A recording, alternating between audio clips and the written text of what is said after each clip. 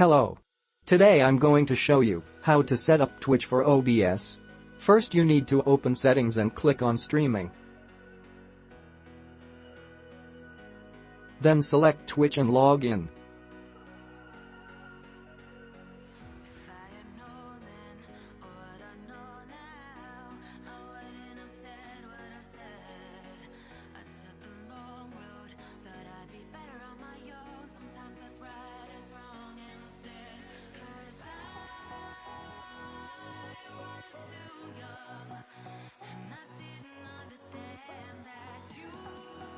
Now you can stream on Twitch.